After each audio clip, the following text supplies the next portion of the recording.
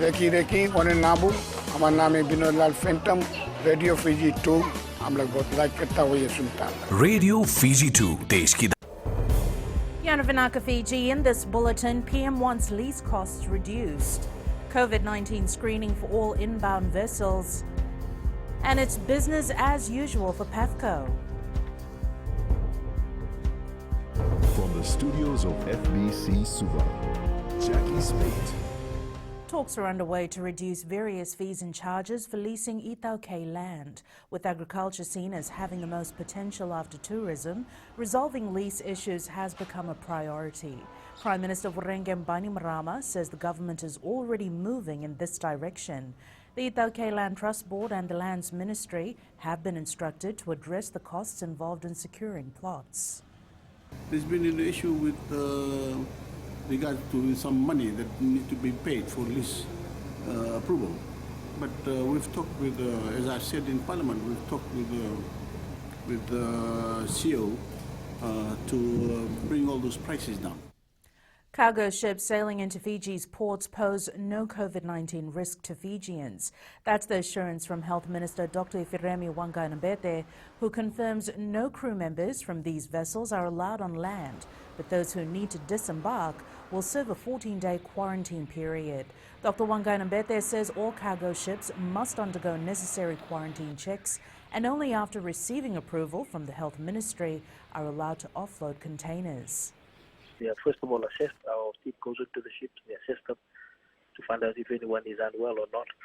They are not allowed to actually get onto the land, so they remain on the ship. If there's any instance where someone needs to come ashore, they have to serve 14 days quarantine plus test as the procedure we have in place. So there is no risk to the community at large. While some businesses are still struggling to find a path forward due to the effects of the pandemic, the Levuka Pacific Fishing Company Limited says their operations continue as normal. PAFCO Chair Iqbal Janif says they have been able to retain all staff. Pranita Prakash has more. While several businesses have been forced to lay off staff or reduce hours of their pay, PAFCO continues to employ its workers. When we operate 2 shifts, obviously we require more people.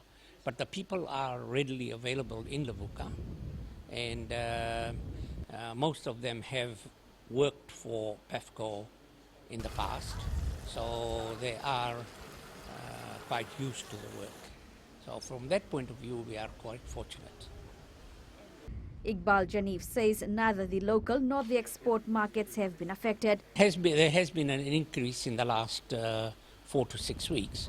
Because we've been able to receive more fish, we're able to process that fish and return it to the US, to our customer, Bumblebee Seafoods. PAFCO employs over 600 staff for a single shift, and the number increases to 1,000 for 2 shifts. The company is the only largest employer in the old capital. Pranita Prakash, FBC News. The Association of Banks says people should be realistic about their expectation with regards to interest rates being reduced during this pandemic. President Saad Manam says they're working closely with the Reserve Bank and the Economy Ministry to ensure everyone's plea is taken into account, as many Fijians are facing financial constraints. He says while the banks are looking at reducing the interest rates, they need to consider all the risk factors. Expecting anything 2%, 3%, I can tell you right now, I don't think that's going to be possible. We have to understand that, yes, we have to take the risk. It's not only about the customer risk, it's about the portfolio risk, it's about the country risk as well. So all those risk factors are involved in it. But coming in near future, you may be seeing some reduction in terms of the interest rate. Tailevu Provincial Council Chair RUSIATE TUDRAVU has confirmed that a majority of people living within the central Tailevu area lacks proper water supply. These include certain areas in the district of Mbao, Namara, Verata, Vungale, among other places. TUDRAVU says this has been a long-standing issue in the province, and strategies to curb this have been put together during the council meeting last week. He adds the council will not burden the government in the execution of this water project and infrastructure development, considering the economic implications of the pandemic. So we know that the government cannot facilitate all this. So the Provincial Council is in support of that. So we are just looking at some of the infrastructure development that is needed to be done within the division. The water, we need the roads,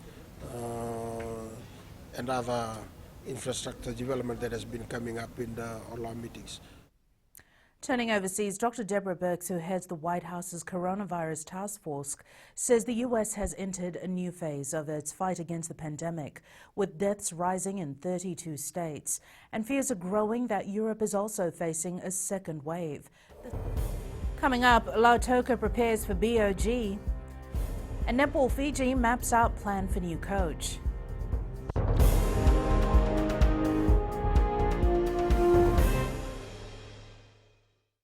Bula FM number 2 en seri.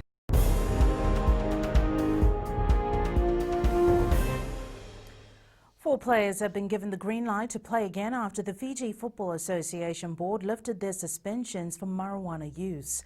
They include RISK-WAQAINABETE of Nandronga, Suva's Kini Mandingi, Valerio Nawatu from Lautoka, and Rewa's Amani Makoe. Aquila Dhama has the details.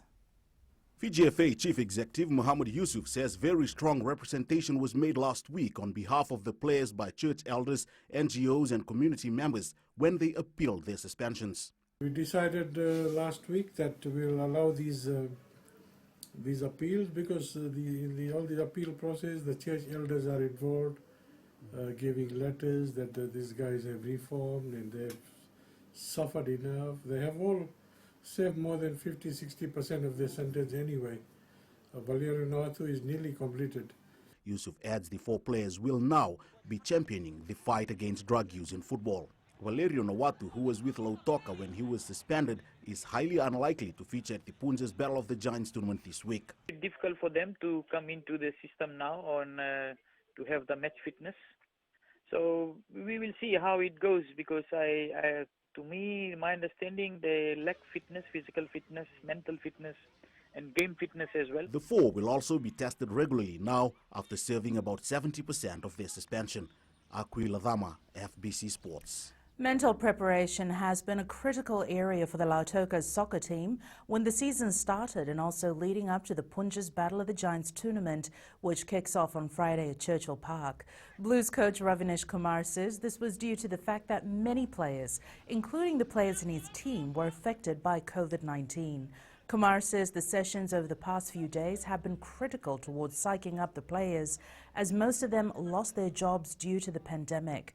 However, Kumar says that he is satisfied with the training sessions so far, but the intensity will increase. The players are mentally and psychologically they are affected. Some of them they're not working, they're looking after the parents, after the children. And football is the only breadwinner for them now. So I have to work on that line as well to psychologically and mentally boost their morale. Nandi will play Navo in the opening BOG match on Friday at 12 p.m. and you can catch the live commentary on Mirchi FM. At 2 p.m. Lambasa meets Silva and this match will be aired live and exclusive on FBC TV. The third match on Friday will see Bar battling Nasino at 4 p.m.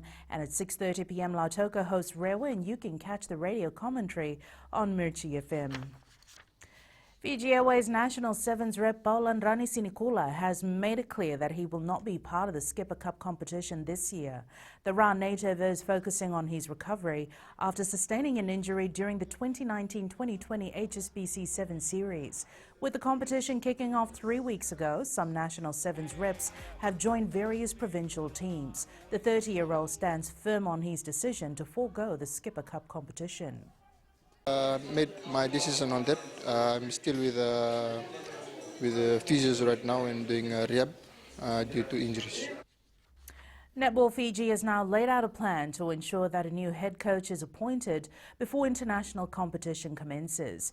This comes after the announcement of the 2020-2021 national budget, where the Fiji National Sports Commission has allocated a total of $200,000 for the funding of the head coach.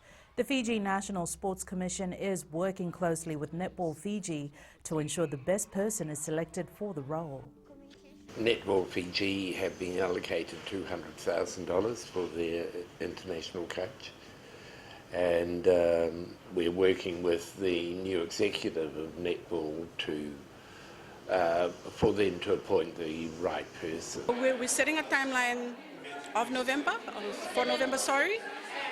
and then we'll see how it goes from there. If it might spill over into December, but we need to ensure the groundwork is done to bring in the best person possible for Netball Fiji.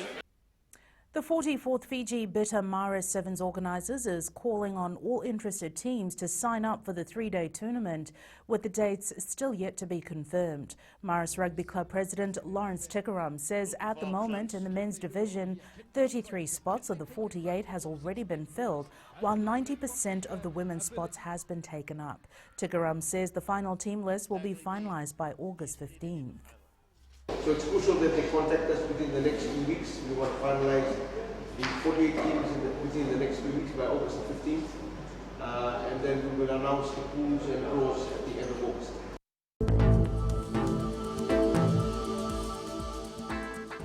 Quick look at the weather map for today. It is Tuesday the 4th of August. A trough of low pressure lies slow moving over Fiji. Associated cloud and showers are expected to affect the group till later today. And that is your FBC Morning News. Join us at 1 p.m. and 7 p.m. for our major bulletin.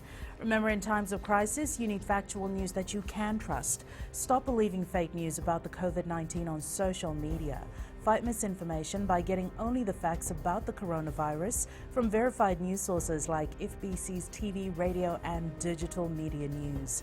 www.fbcnews.com.fj. Keeping Fijians connected with the truth.